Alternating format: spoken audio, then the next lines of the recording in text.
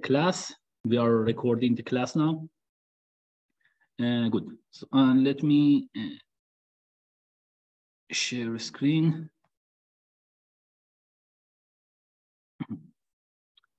So do you see the screen? Yes. Great.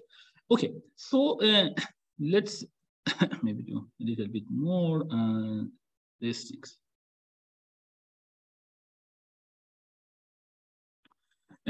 Great.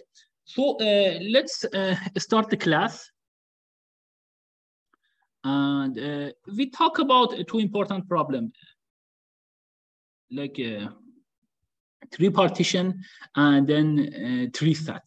And especially we talk about some instances of tree sets which are very important for do their reductions. For example, this is one.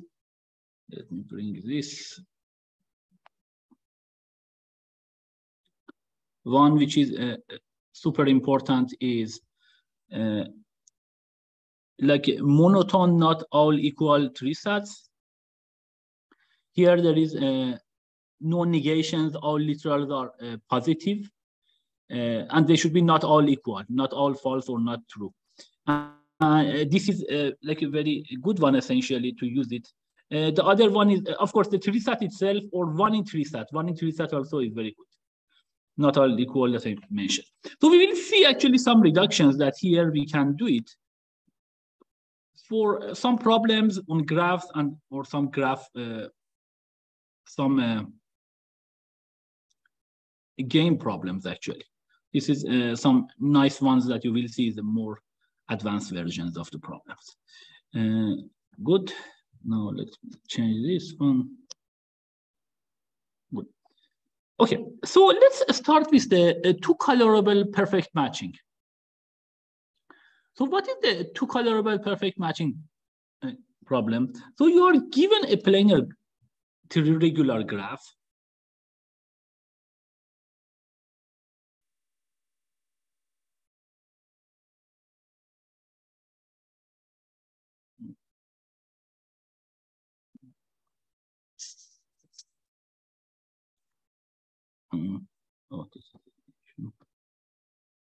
Good. So you are given a planar triregular graph. So planar graph, as I mentioned, is a graph that the edges, they don't have intersect. So these are the nodes. There should be no such, like you should be able to, a planar graph is a graph that you can draw it on the plane such that no two edges intersect like this. They go through each other. Such a graph is called planar graph. A triregular graph is the graph that the degree of each vertex, the degree of all vertices is equal to 3. Now, we want to do it two coloring, but this two coloring, I mean, there is a concept of coloring in general that you want to have the edges, two vertices that, for example, share a vertex, they have a different color. We don't, this is generally called proper coloring, but here we can have different type of coloring. So the requirement for this problem is this one.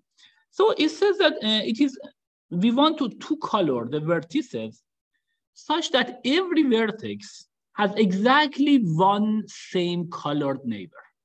So for example, if we color this guy red, it means that exactly one of his neighbors should be red as well, and the other two should be blue. If we want to color the vertices, color everything, say, with red and blue.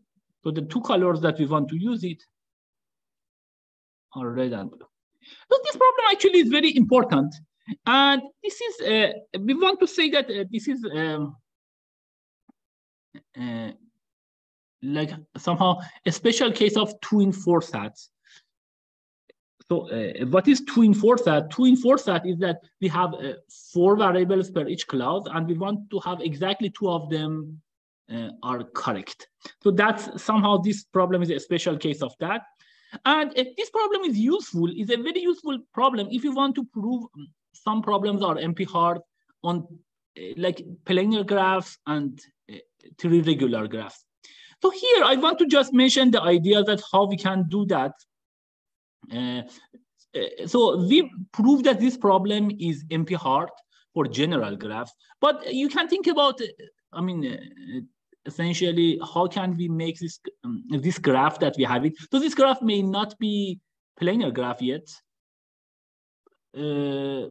or like the tree regular, but these are not hard actually to make it. So you can think about it as a good exercise, or you can also read this original paper of Schaeffer in '78. But let's see how can we, prove such problems. And you can see that why, if we have these problems, these special cases of SAT, they can be very useful. We will give another example later as well. Good. Is the problem clear, that the one that we want to solve now?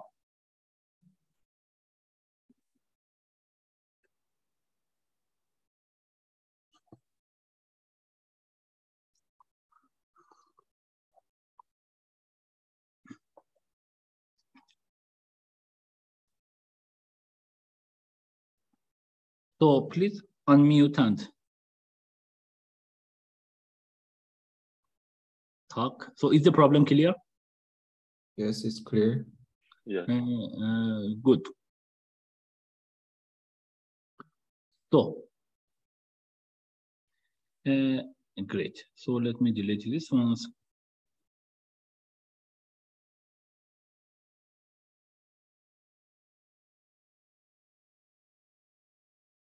Good.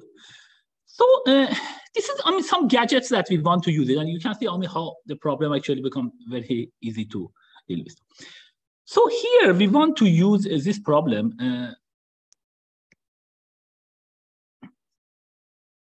So what is the problem?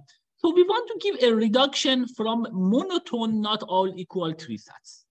So this is like essentially one of the best versions, because first, there is no negative variables. That actually makes the life is very easy. So this concept of positive and negative, that it is gone.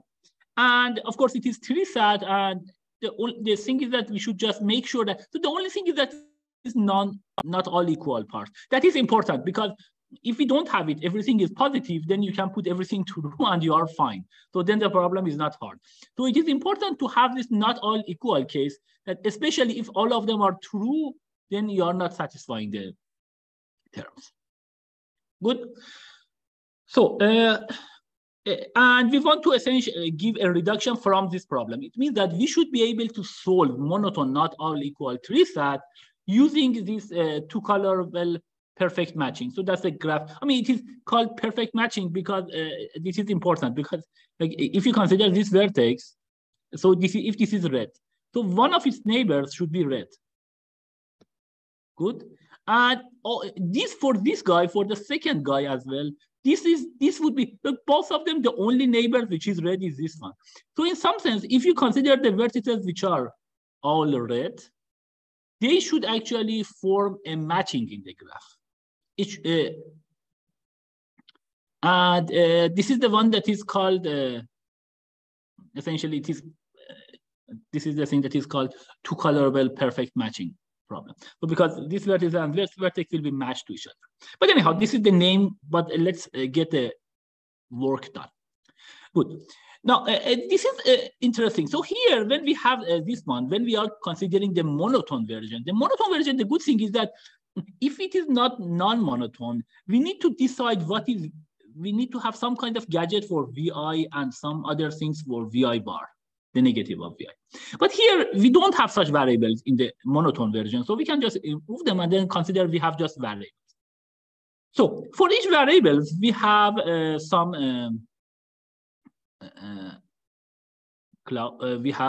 are putting, some vertex, but we need to do some tricks here.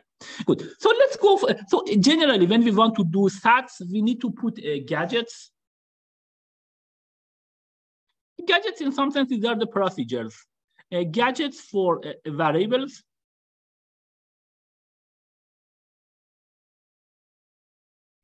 And clauses. And if we use for monotone, generally for variables would be easier. The concept of the gadget that we have it, because we don't have we don't have both positive and negative.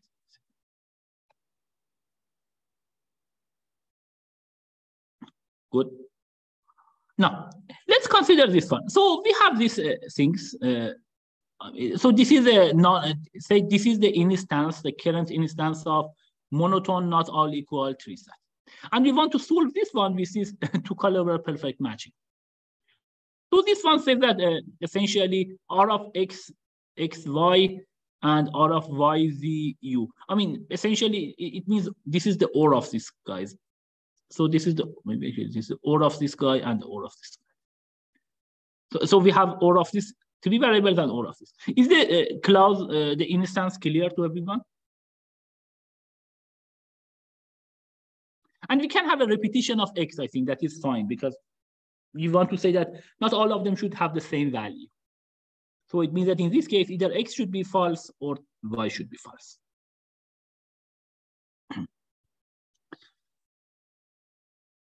Okay. Yes, I think, I mean, the people actually can participate in the via Zoom, but just when I ask question, please, I mean, feel free to unmute and answer. I think that is important, such that we have, I can get some feedback from you on that regard. If like in no person says that I understood, it means that there might be some issues that I need to explain more. But if someone understood, generally means that at least there is some good sign. And of course, I mentioned always that if you don't understand something, it is completely fine. But if you don't understand and don't ask, that is not fine. So everything is clear so far? Yes. Great. Okay. Now, first, so we need to say what are the variables gadgets and what are the clause gadgets. For each clause, we will put this gadget. So this is the gadget. So we know that each clause has three variables. So we will put it X, Y, Z. So X is essentially the variable for the first guy, Y for the second guy, and Z is for the third guy. So we will put this circle. Now, that is one thing. There is also one other thing that we want to make sure. So now this is for the clause variable. For variables, we need to put some kinds of gadget. What type of the gadget that we have? So the question is that if we have, for example, Y here in this clause, so this is one clause that we will put it for this, correct? And this is another clause that we will put it for this guy. The only thing is that this Y guy is here and Y guy is here.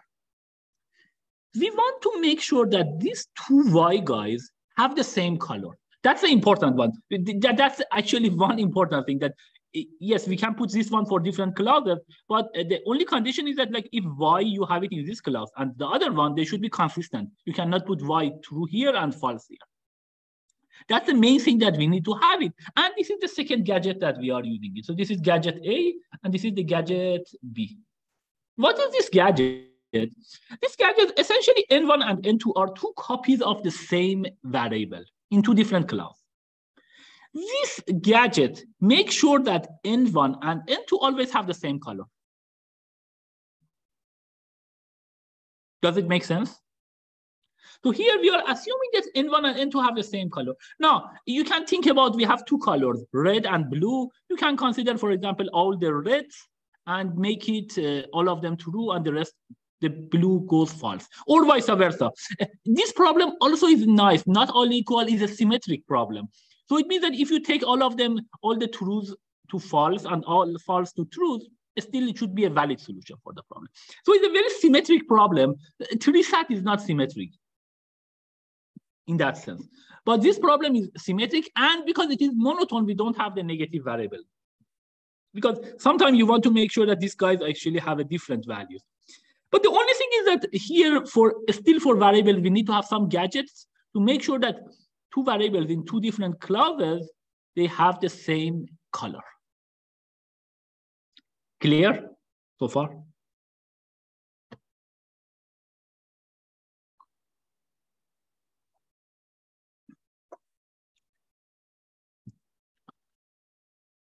Good.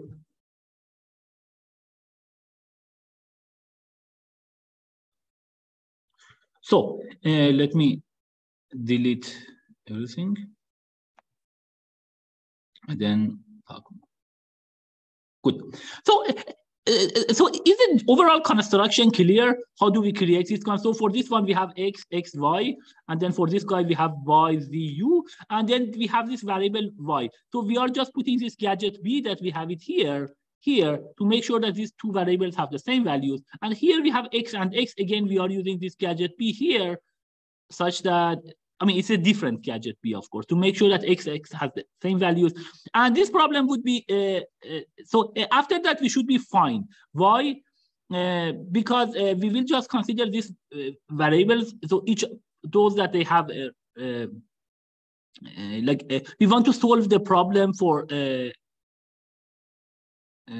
so we want to say that we can solve actually the monotone not all equal tree set. What is the requirement for that?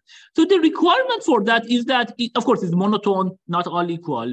It means that in each formula, in each of them, not all of them should be true and not all of them should be false. What's the meaning of that? It means that not all of them should be red, not all of them should be blue.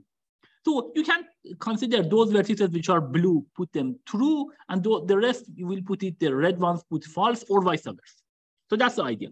Now, let's see why we have, so the main condition is this one, that not all of them should be true or false. Consider this one. This is the one that we put it for each class, and that is a very important role. So in this class, we have three variables, x, y, z. Good. This is the question. So consider this vertex.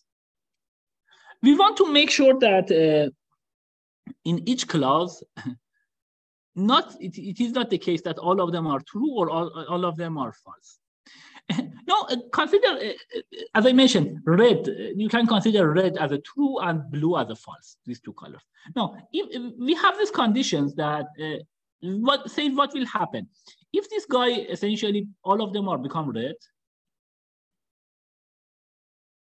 then this guy, this middle guy, does not have any color that we can put it, because in the perfect matching, so we want to, so this would be an instance of perfect matching, this two colorable perfect matching. It means that if we put the color of this guy blue, then none of his neighbors are blue. And if you put it red, then there are three of them which are red. It should be only one of them. So the interesting thing is that as long as the color of these guys, the outside guys, are not all the same, means that some of them are red and some are blue. That's the only. Then we can always color this vertex. So if only one B appears, we will put this color B, and if only one red appears, we will put this color red. So this guarantees that among X, Y, and Z, not all of them have not all should have the same color. Is it clear?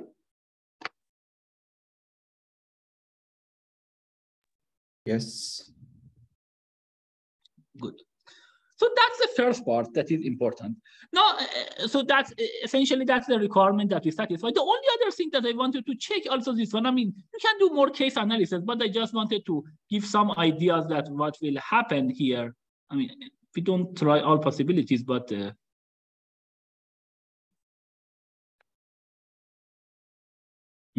good. So here, this is the idea. That, so for example, if this guy is red, you can consider, so this guy should have one neighbor which is the same color. So this should have, for example, red here. And this one we always put between two variables, essentially. So if this guy is red and this guy it would be red, so it means that in this case, this guy, both of them have one red. So this guy should be blue. And if this guy is blue, then one of them should be blue. It means that this is the matching. So if this is the case, so this should be red. And if this guy is red, it means that this other guy should be red as well. You see, this is the thing that we are forming this perfect matching in some sense. This guy is matching, this guy is matching. And perfect means that all vertices should be in one matching. So if this guy is red, it means that, then, good. So in that case, actually So if this is red, this would be red. So then here we have a, yeah, I think this guy can have only one blue. So I think it means that actually that was an issue there. So you cannot have it red. So then you have some issues here. So what can we do? We can just delete it. So this is not, as I mentioned, this is the one that you need to take to consider all case analysis. So let's do this one. So if this is R, let's put this guy blue. And we are assuming that this, when it is red, one of the other neighbors actually should be red. So in that case, this guy should be blue. And then if this is a blue guy, so then these guys, they can be red. So then we can have this guy, then this guy can be blue, both of them. Then we have the matching here, then we have this guy red. So this is the case. So this guy should be B, this should be B, and this guy should be red.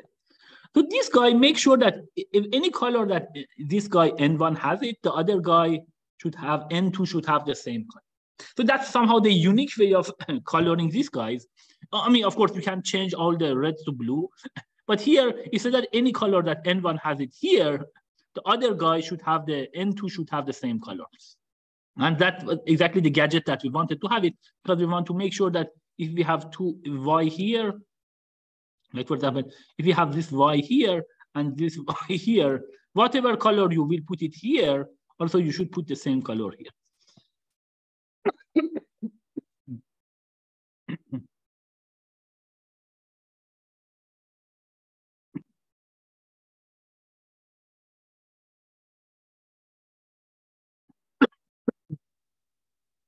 So is it clear so far?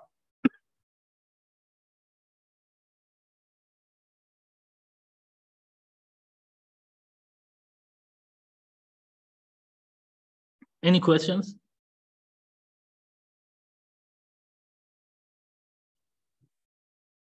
Good.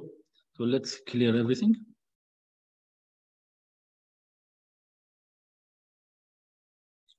Good. So now let's go to the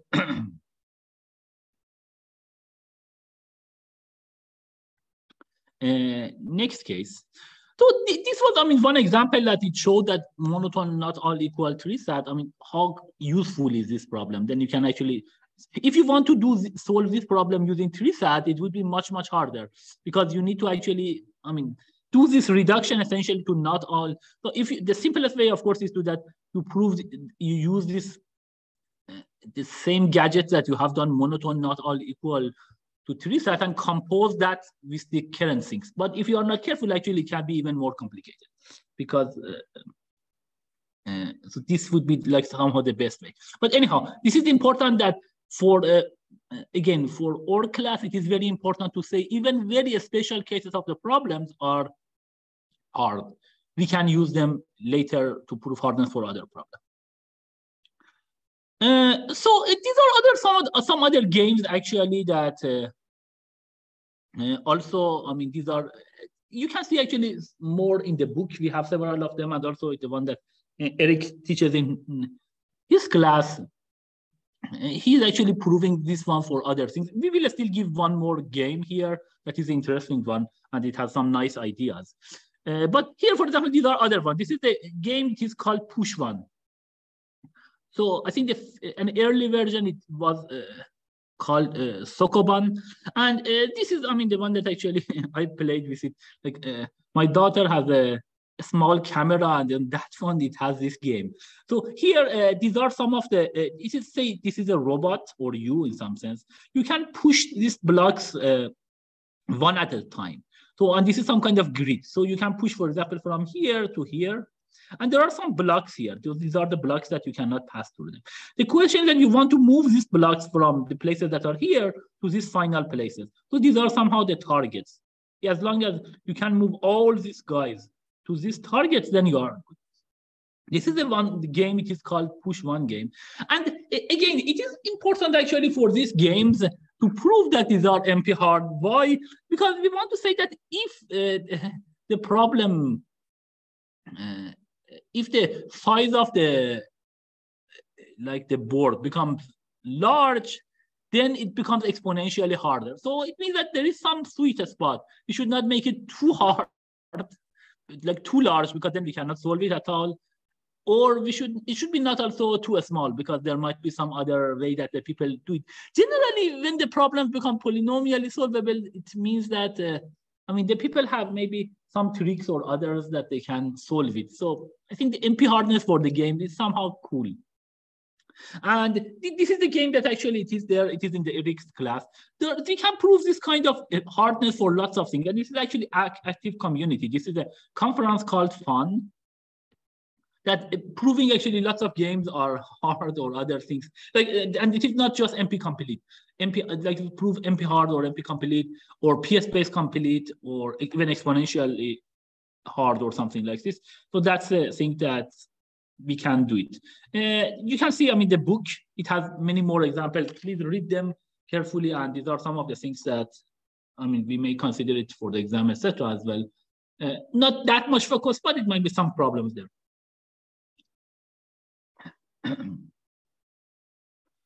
So here,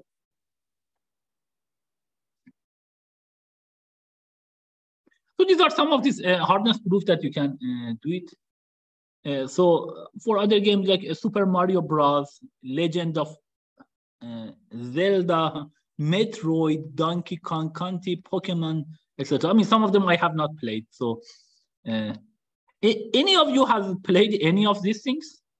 Please unmute and answer.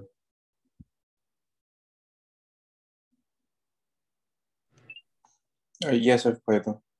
So which one you played? Everything except Metroid and Donkey Kong. Okay, so that's good. So it means that not all people are, just thinking about research and playing games as well. But yeah, you may not want to play too much, but I think, yeah, that's good. Some of them, I didn't play lots of them almost. Great. We'll be busy actually to think about my research problem, which are actually the puzzles. I was playing, chess when I was, I don't know, 8-10 years old, but then I decided to actually go to study more for informatics Olympiad, and there are math problems that I should think about it than games. But again, I play chess, and that's actually a beautiful game, and you need to do lots of thinking.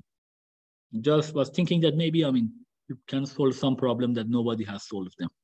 Chess is not solved, but, also it's a very competitive game. Anyhow, yes, this problem that I have mentioned, that we discussed, some of this problem, as I mentioned, to play these games, lots of these games actually are planar. Yes.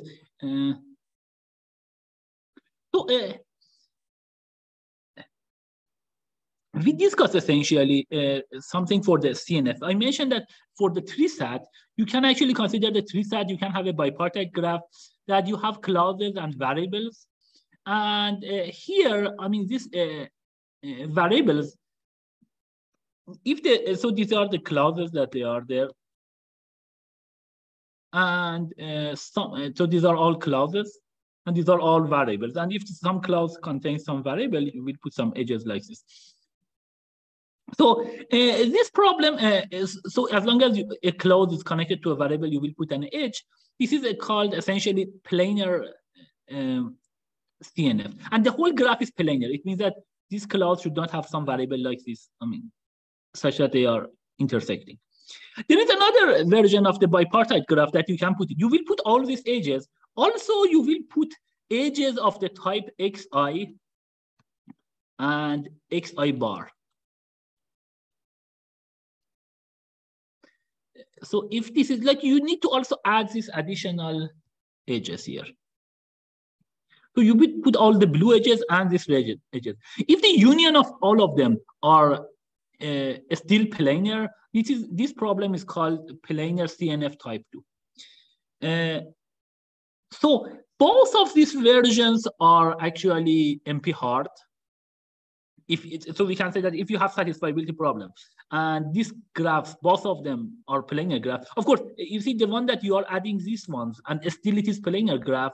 That is a harder things to, is a harder problem because you have more edges and still the graph should be planar.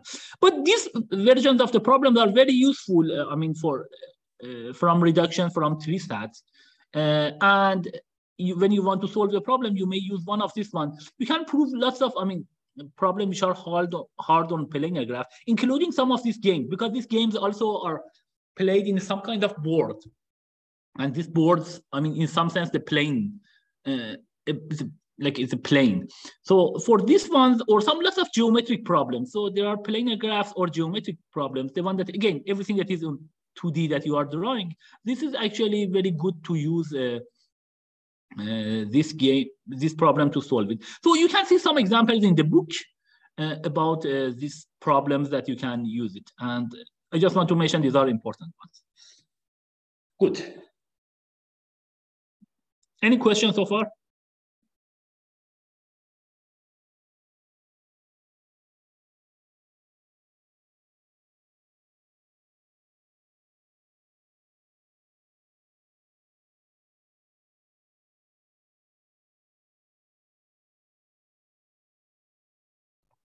Good. Now, in a given time, let's talk about another game. So this is the one, I think probably one of the interesting games that here we want to prove NP-hardness for them.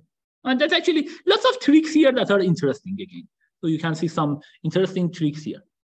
So this things is called,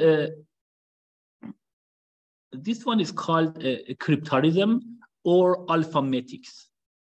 You can actually search and you will find this game. And I'm sure that almost all of you have played such kind of game before. It's game which is actually some kind of puzzle, I will say, more than a game.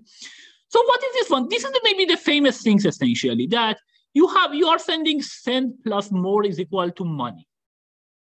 How many of you have seen this formula before? Anyone has seen it?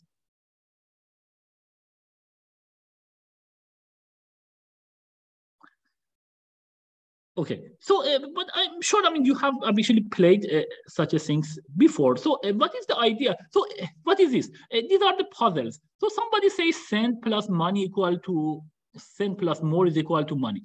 What is your task? The task is that you need to find the unique digits for each of these things, like for S, for M, and others. All of them say between 0. So here the digits are between 0 to 9. Such that, and it is important, if you have M here and M here, they both should have the same variables. And if you have M here and S here, they should have this different digits. So those that have the same letter, they should have the same digit. Otherwise, they should have, different digits. Such that if we put these digits here, then we can actually make these puzzles correct. Is the problem clear? Yes. It's actually, there was a book of this type of puzzles. I have actually done it with, that was the one that I have with my son. We went there, and there were some of them are more complicated. You can, generally, if you want to, the numbers are 0 to 9, almost like even the most complicated one, if these are everything between 0 and 9, you can just do it with some kind of you can put essentially all of these variables can be just some numbers between 0 to 9. So, and you have some also extra conditions. Of course, one thing is that if you have, 10 digits here, just you will put it like 10, 4 inside each other for each of them and say which one. If you put these numbers, then we get some numbers. So if you put it, so for example, here, if we have this formula, and then we will try. So for A, I will put it 9. For B, I will put it 5. And then I will just put these numbers. And this is the number that I get. This is another number that you will get. And that will be the sum of these guys that you will get it. when you put these guys, I mean, you will just try all possibilities, and then you see whether you are getting the solution or not. And so that's not hard. I mean, sometimes it is a bit slow. You may have some conditions. For example, if the guy here, for example, if you have E here, let me just do it. So here, if you have E here, then you know that this E, it can be at most 1 essentially. And if it actually, it should be 1, because if there is somehow, this is the carryover of these guys, and we are assuming that, I mean, generally the last digit should be not 0. It's not a requirement, but, I mean, E can be at most 0 or 1. It cannot have the value 2, 3. Because why? Because E is the carryover, and carryover is at most 1. So then you don't need to have this condition for E that it should go from 0 to 9. You can say E should go from essentially 0 to 1. Even if we are assuming that the last digit is non-zero, then it should be just 1. Otherwise, it will be 0 and 1. If you put such kind of condition, actually, and you will try all possibilities by putting 4 inside each other, we could actually solve almost all complicated ones. Is the approach clear? I mean, to solve the problems, some of this, that's actually fun. I think that might be good. I mean, to take some of this one, you can send it on the internet. And I will suggest that actually maybe you try to solve it by Python. I mean, Python is, I mean, we can do it. You can do it also C++, but Python might be easier in that case. And just try that one. Actually, you may try both C++ and Python, because you are just using 4, and you can check the speed of these two programs, how much C++ is faster than Python. Anyhow, so this is the game. So you are given this formula. And you can have it more than 2. You can have it like this is just 2 numbers, but you can have it maybe 3 numbers equal to something. That also you can do. But here, this is the idea. Given, and of course, the interesting thing is that, I mean, for the puzzle part is that these words that you are putting is not like this A, B, C, D, or this one. This is like somehow meaningless. If you can put it something like cent plus more is equal to money, that is more, I mean, so if these are real words, that makes it actually more interesting. So that book that I was talking about, it was just the nice words that you can put it and you can get this. So in the simplest word is this one. You are given a formula in the cryptarism or alphametics. You are given formula x plus y equal to z. And here each number is written in base b. So that is important. So here, when we consider base or mod, so in the general case, when we put cent plus more, of course, we are working with mod 10, all of the digits between 0 to 9. But in general, you can generalize it and say that instead of base 10, I will have it any base b. This base b can be actually 2, like binary, or like 4, or it can be more than 10, 16, like hexa, the hex system that you can have the values from 0 to, H. Yeah, you can have essentially in the hexadecimal things. And these are the things that you can do it. And here you can, and each of these things, X and Y, each digit is encoded with letters. And you need to find some kind of bijection from this 0 to b minus 1. These are the digits that you have it, and these letters. And it is important that 2 variables that have a different name, they should be different. But those that they have the same variable, they should have the same value.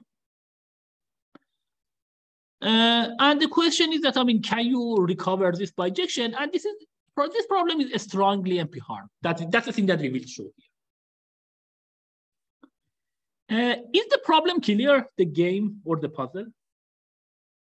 And here, so first, is the problem clear?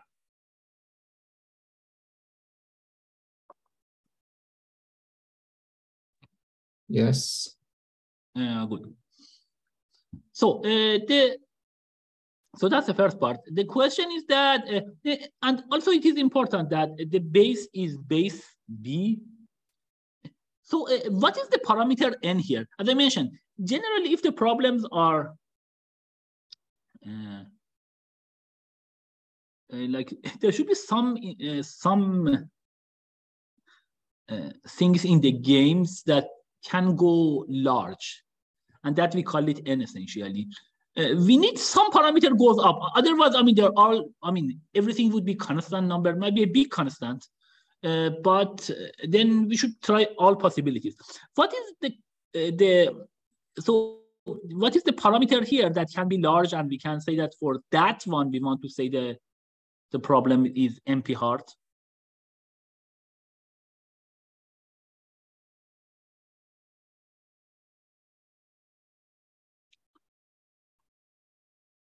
So please unmute and answer.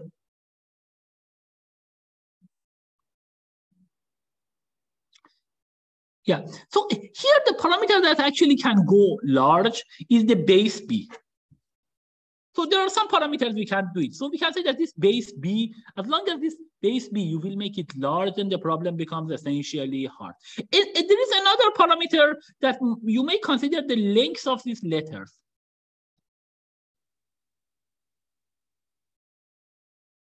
But I mean, so the length of these strings.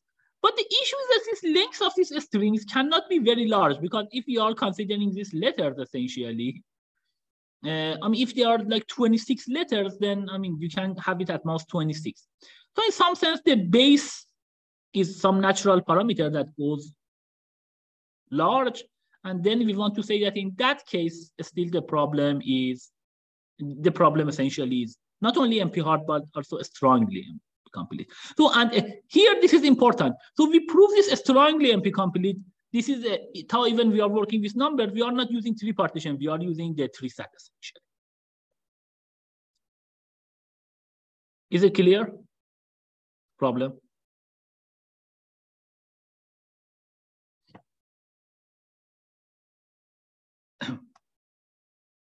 So is everything clear? Please unmute and answer.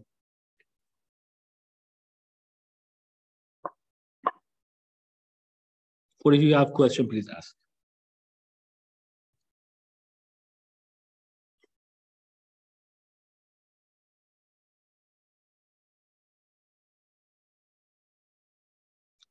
Okay, so I assume, I mean, there is no questions. So let's go on, I mean, prove this. Good.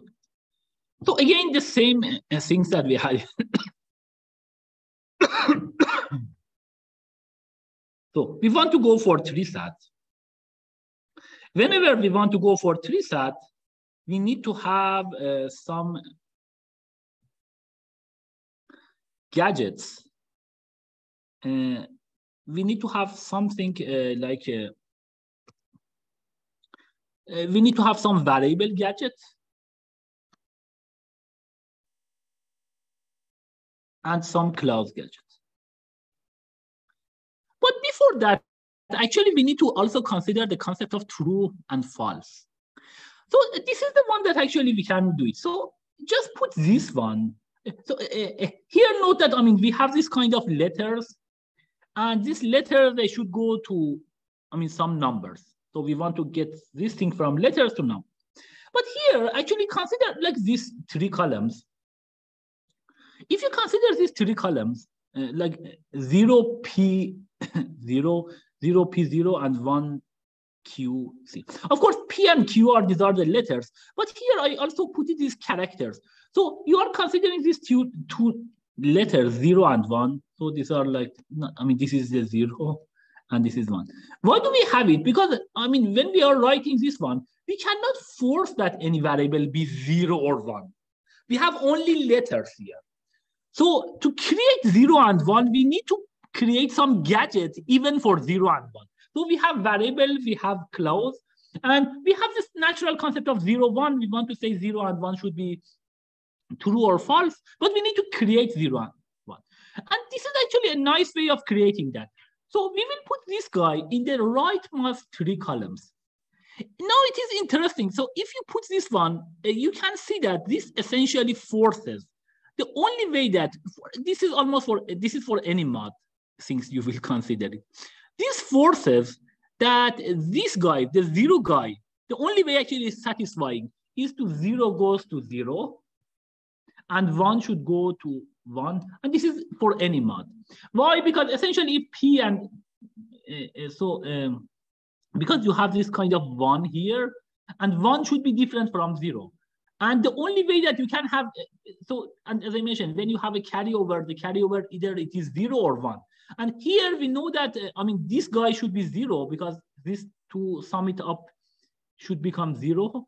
And this guy should be 1. It means that the only way is that we have some carryover. And the only way that we can satisfy it is that 0 goes to 0, the character 0 goes to 0, and character 1 goes to 1.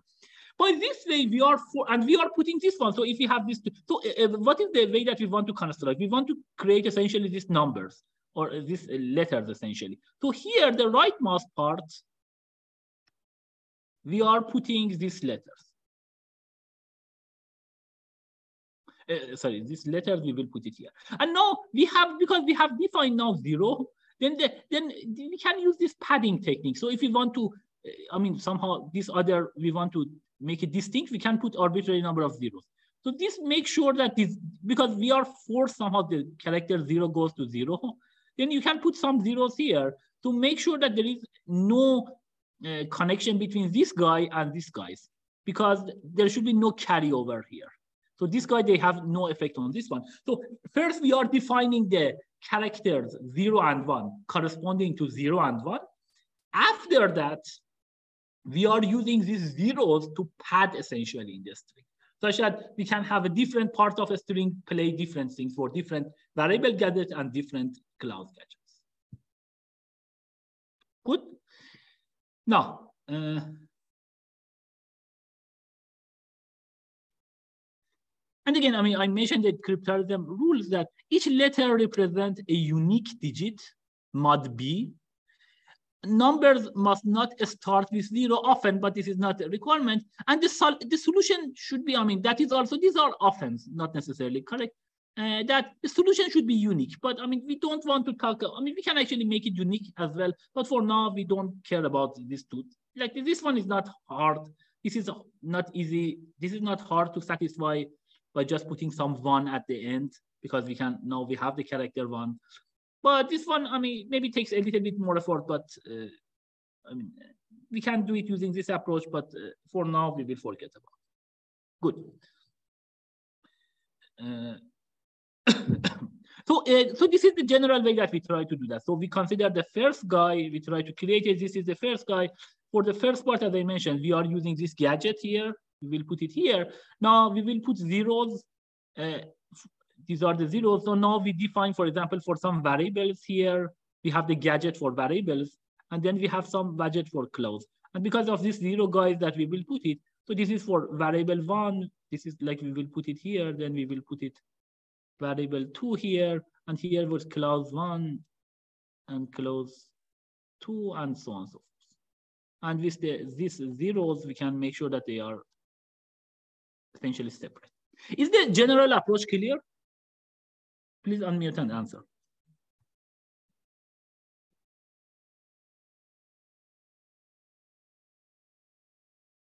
So do you hear me?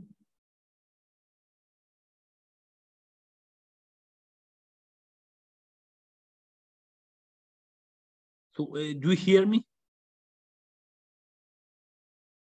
Yes, we can. Yeah, okay. Yes, so, we hear you. Good. Okay, so is the general way of constructing these things, does it make sense? Yes, it makes sense. Good.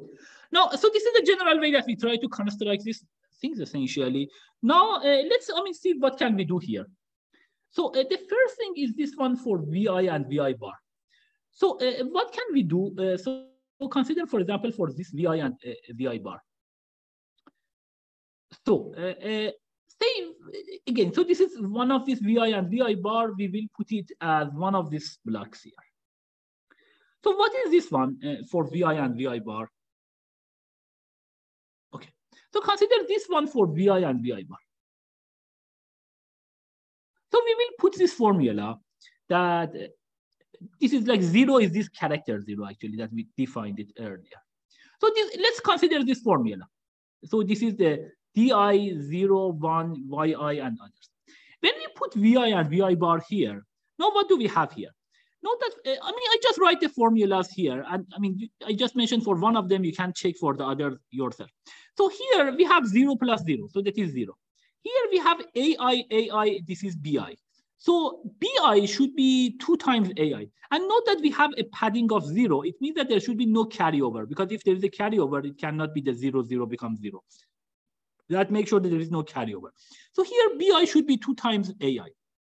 Now, what is VI? So VI here is the, what is this one? So it is, okay, now this is interesting. So here we have YI plus YI is equal to ZI, correct? So YI plus YI is equal to ZI. Here, let's define CB, the carryover of YI plus YI. So here, YI plus YI, we can have carryover or we cannot have carryover. So it means that the carryover, this C, guys, it can be either 0 or 1. We have choices, which one. So depending on how large this numbers, we can have carryover or not. So here, what is VI? VI is 2 times BI, because we are adding this part plus this part. So that is equal to VI. It is 2 times BI plus this carryover C. So this carryover C is essentially this YI, then it has a carryover. So this is C essentially. So here, essentially, this is the part that we have it. So this is for VI. It is equal to BI plus this C, which is carryover. And this C can be 0 or 1. We have a choice. So that would be, so and the BI is equal to 2 times AI. So VI is equal to 4 times AI plus C. Now, consider for now every mod, which is mod 4. So in that case, we can say that this is congruent to C mod 4. So so far we are just say we are working with a smaller mod, which is just mod 4. Now, this is the one that we have it. C, it is mod 4.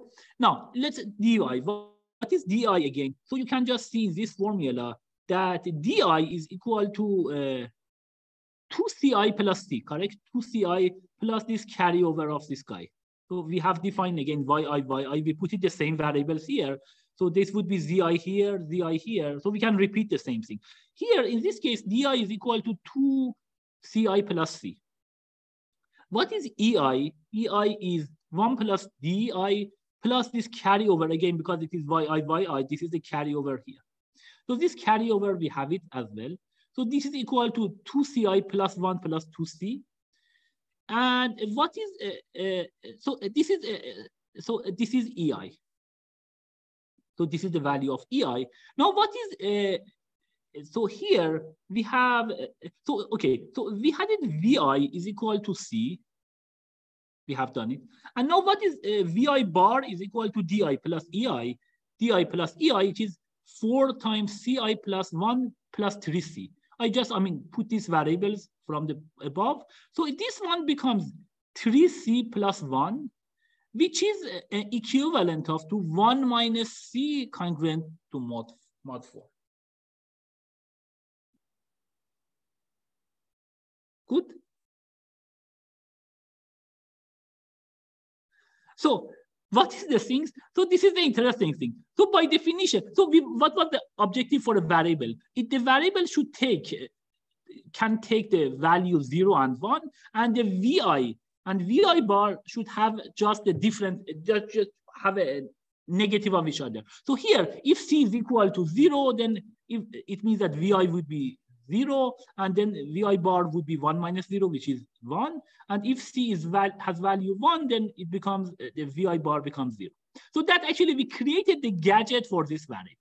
And it is important that this C can choose both variables, because both variables should be able to, choose. So that's essentially for true and false. So that is the things. Does it make sense so far?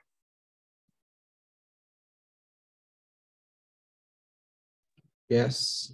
Good. Now let's do the other things. So, and everything is mod 4 so far.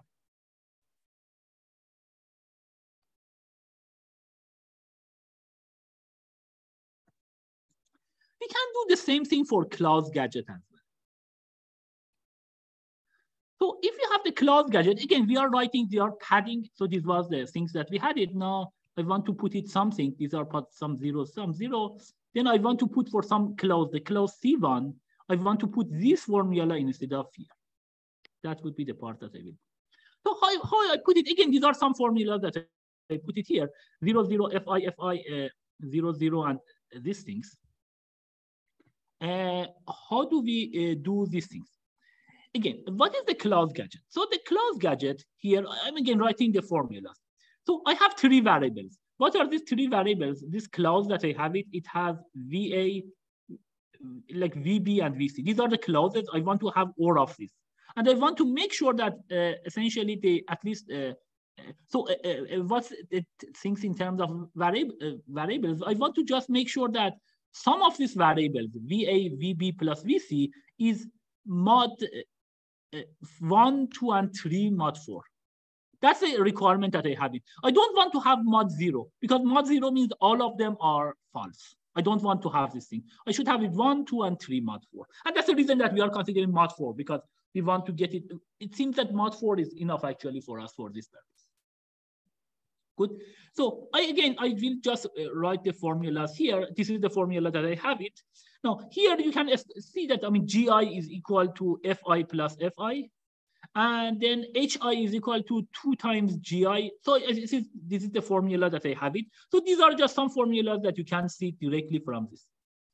And again, this is important that HI, for example, here, this is HI. It is this one plus 0, 1. 0, 1 means the carryover. So this is the WI plus WI is equal to XI. This is the carryover. So the carryover can be 0 or 1. It means that we have a choice between 0 and 1. So you can do that. So HI would be this one. I mean, just the formula that I put it. TI here is equal to HI plus 1, HI plus 1, plus the carryover of this guy. So that makes sure that the carryover of this, and the HI itself had the carryover 0, 1. This guy has the carryover 0, 1. It means that all variables after, so because this one is 0, 1, and this one is 0, 1, it means that the sum of these guys would be 0, 1, and 2. Then I have this plus 1 case. So it becomes, because it is 1 plus these choices, it would be 1, 2, 3. It is exactly the one that I have it. And the FI would be 4 times that. You can see that the VA plus VB plus VC, as you will see here, VA plus VB plus VC, they are equal to TI. And TI already has these things that it is 4 times FI plus 1, 2, 3. So of course, 4 times FI mod 4 would be 0. So it means that the VA plus VB plus VC is equal to TI, which is 1, 2, 3. And that's exactly the thing that we wanted to have it for each clause.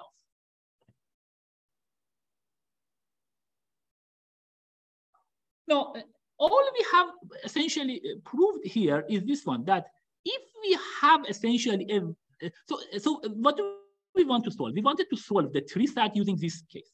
Now, if we have these true and false variables for the 3 SAT, actually we can just put it here. Just put it true equal to digit 0 and false equal to digit, true is equal to digit 1 and false is, so true is 1, false is 0. Then if you have a satisfying assignment, so if we have a formula, if you have an assignment that satisfies SAT,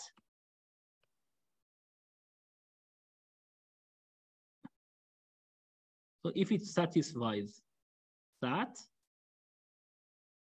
then we know that, then implies that essentially we can solve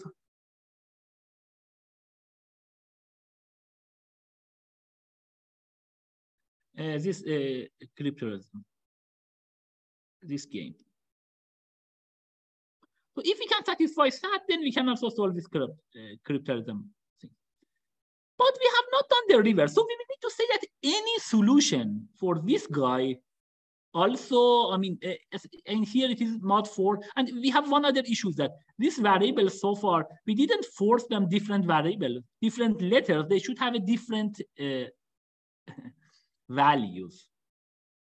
That was one condition of cryptalism, that each letter represents a unique digit. So far we know that, yes, if you have some satisfying formula for 3-sat, this one, even mod 4, we can satisfy this guy.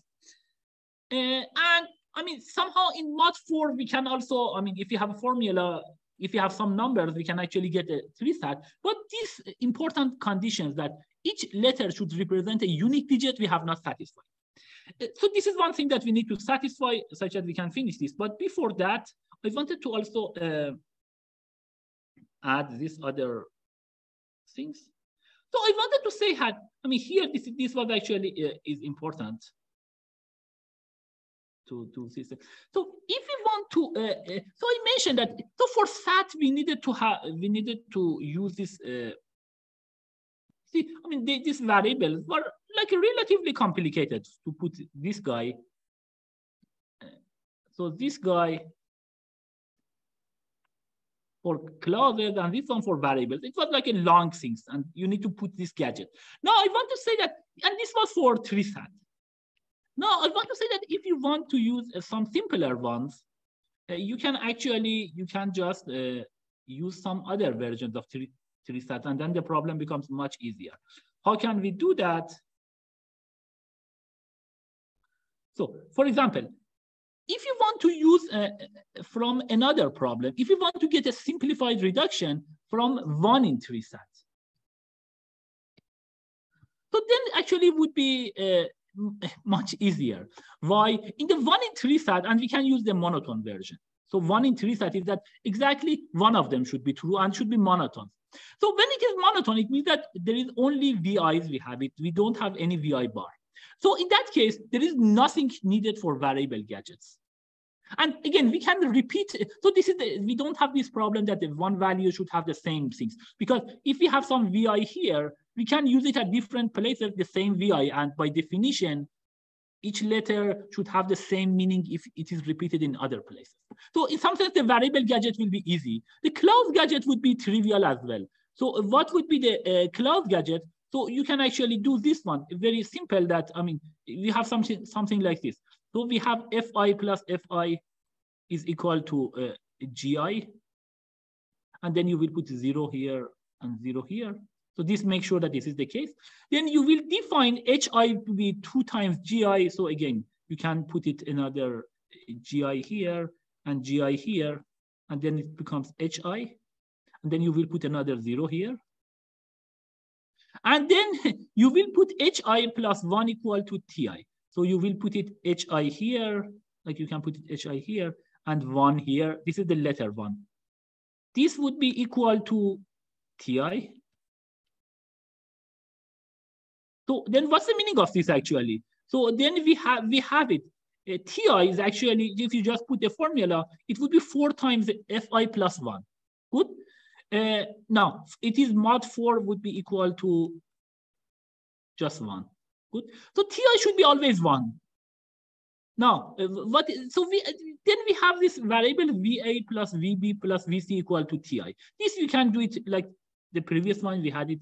This is some 0 again. So this is the VA plus VB is equal to, this is equal to UAB. And then UAB plus VC is equal to Ti. So this is the same thing that we had it done before. So this is like, we have only this simple thing for the clause. And this is exactly the one that we want. We want to have VA plus VB plus VC is equal to 1 mod 4. Why? Because this is exactly the definition of 1 in 3-sat. 1 in 3-sat, it means that exactly one of these variables should be 1. So it means that the sum of this variable mod 4 should be just 1. Good?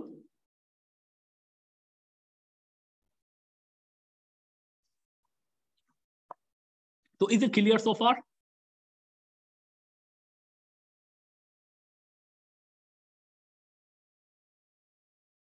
So if we are using this special cases, actually we can get this much simpler. If we are using 1 in 3-sat instead of the 3-sat itself. Anyhow, so we have this variable, these things for the variables and for clauses. But one thing that we have not finished essentially yet is this things that we want to make sure that if we have this variable, so the issue here is that, yes, this is actually so far is good. We could solve this satisfiability or 1 in 3 sat with these numbers. The only issue is that these variables, like we want to make sure that the different digits, different letters have a different digit mod b. And we need to define what is this b. So b should be some function of n essentially that we are defining. So here, before doing that, I need to give one lemma. This lemma actually is very useful. Let's have this one. And this is the important one that we want to use. So what is this lemma that I'm talking about? So you can say that, so for any k, there is a set of k numbers, all between 1 to k to the 3. So you have k numbers between 1 to k to the 3, such that their sums in triples are all distinct. So it means that if you take, so these are, I will say k numbers between 1 and 2k, not all of them, of course, k of them, such that if I have any, if I take from this set S that I have it here, and it has k numbers, if I take any AB plus C, this would be different if I take any other sum essentially.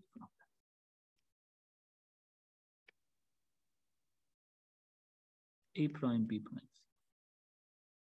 So this is the lemma that I want to mention it. This is this set I want to use it. So from these guys, 1 to k to the 3, I can always, I can choose k numbers such that if I choose these guys, all of these guys would be different.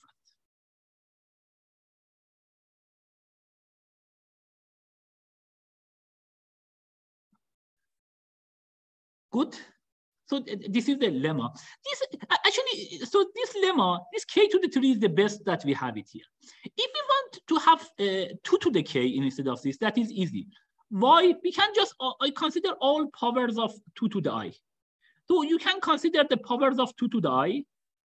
So, and there are k of these guys.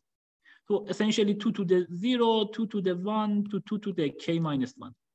You can see that always, if you take not only even 3, even more than that, if you take sum of any 3 numbers or even 4 numbers among these guys, the sum would be always different. Why? Because they represent actually different binary numbers, and these numbers would be different. The only issue is that if I get this bound 2 to the k here, then the bound that I will use it, it would be, does not give a strong NP-hardness. I wanted to make sure that the b is polynomial in n, the input size. If I do this one, then this would be essentially exponential. The numbers that I will have it, the base b would be exponential in parameter n. And what is n here? N is the number of variables that I have in 3 sets. So if I want to use this formula, then this would be 2 to the n. It still is reasonable. You can get a NP-hardness, but not a strong NP-hardness. So that's the thing. And also, if so, this is 2 to the k is easy. Another thing, if you want to get instead of k to the 3, k to the 5, that is also not hard. So why this k to the 5 is k to the 5 is easy. So you can actually prove this one by induction. So let me just do these things.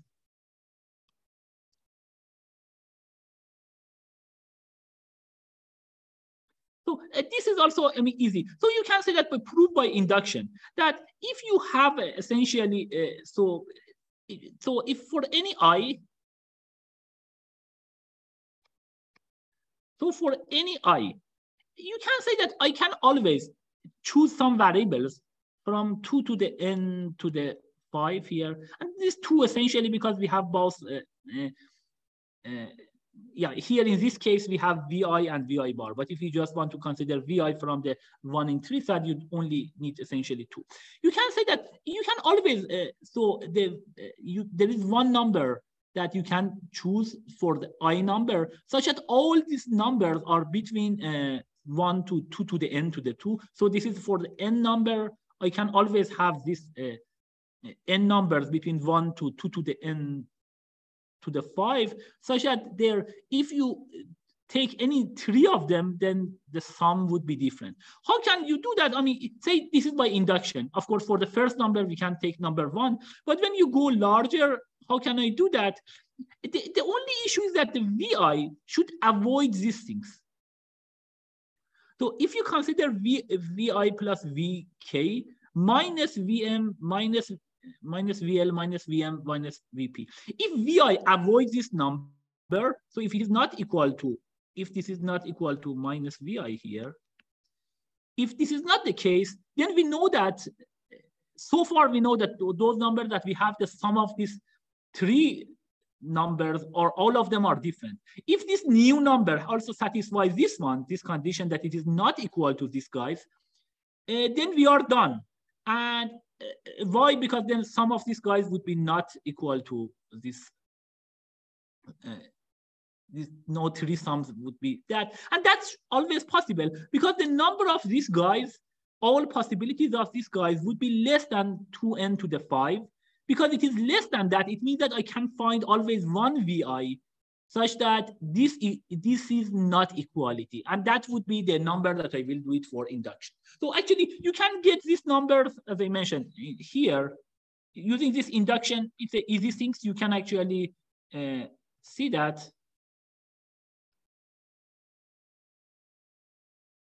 I can get this instead of k to the 3, if I want to have k to the 5, I can just get it. But if you want to get the best bond here, then you can actually, k to the 5 is also easy. 2 to the n is easy, but k to the 3 needs more work, but you can actually show that it is the case.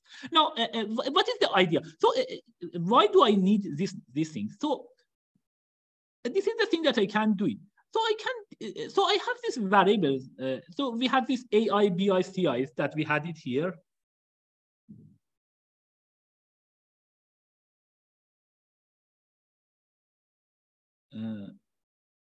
So just finishing this one. So yes, so we had this AI, BI. These are the parameters that we had it here, for example. So these are AIs, BIs that we have defined for variables and clauses. All of this that we had it here, AI, BI, etc. So I can make sure that these guys, I can make sure that these are distinguishable all in mod 128. So this AI and BI, they can have actually the same variables. I can make sure that these all should have a different variables, A, B, and C. So that is easy. I mean, now here, for example, the VI, I can say that it should be 8 or 9 mod 128. So these are a set of variables. So there were some kind of temporary variables, AI, BI, and others that I have done it for each variable or for each clause.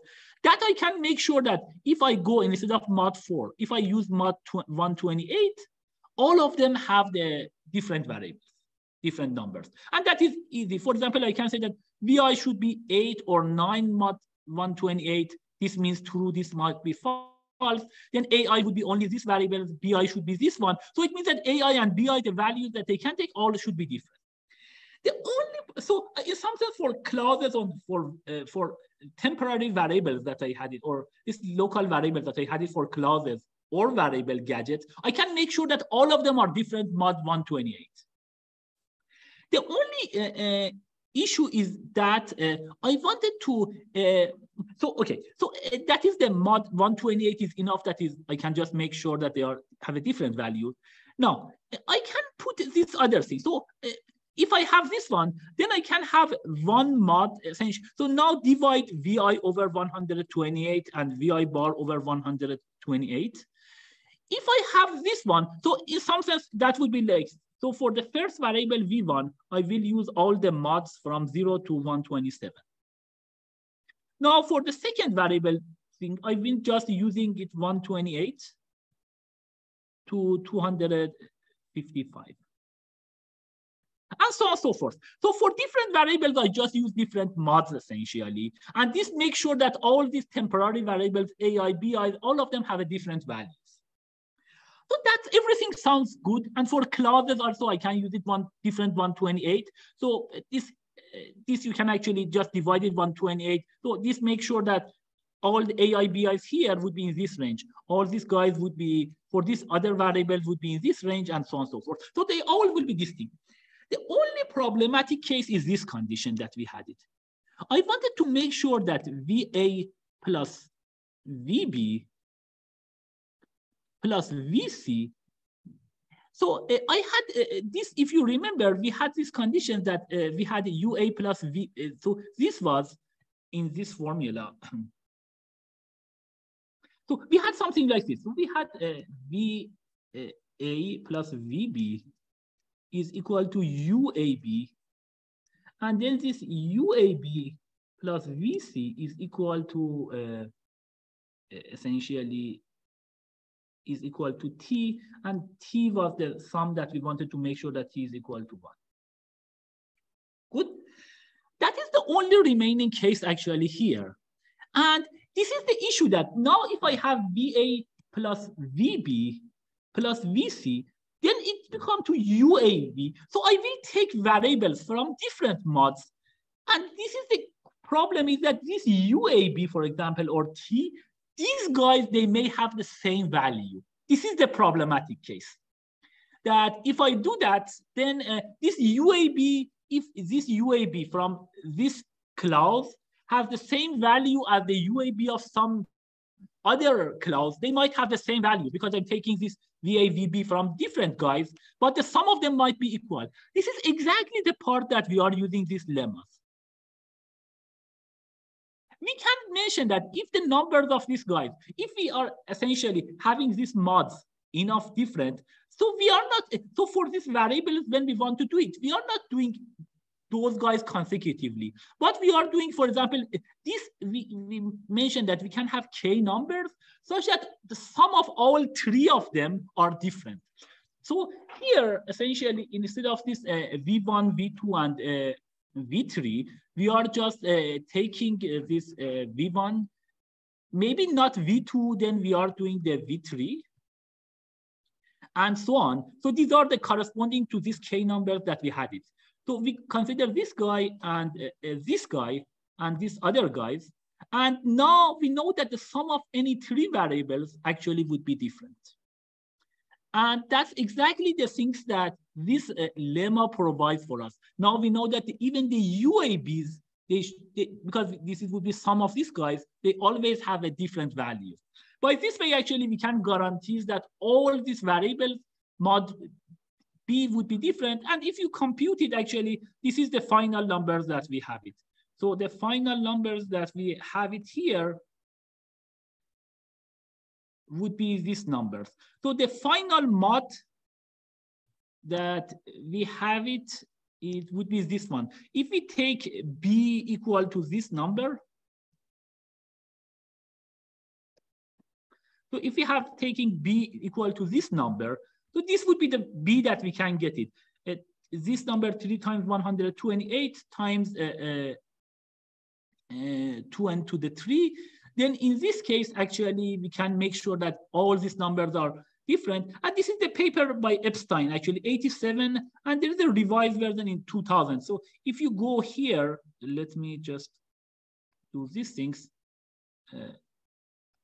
If you go to this paper that he has it. So this is the thing. So NP-Completeness by Epstein. This is the paper. If you search it on the NP-Completeness of cryptalism. So he actually explained that. Also, this is in the book. So you can read it through that one. Oh, sorry. Where did it go? Yes, so this is the book. I mean, this is the things. This is the somehow summary of the thing that he's doing it, and this is the simplest format. He's exactly explains these things in more details. Also, there are the details in the book, so you can just go and read it. I mean, if some of these details is not clear, but I mentioned all the details essentially that were necessary, so you can read it once more to get the whole ideas. And that's it. So thanks everybody for the class. I mean, and then we will continue next time.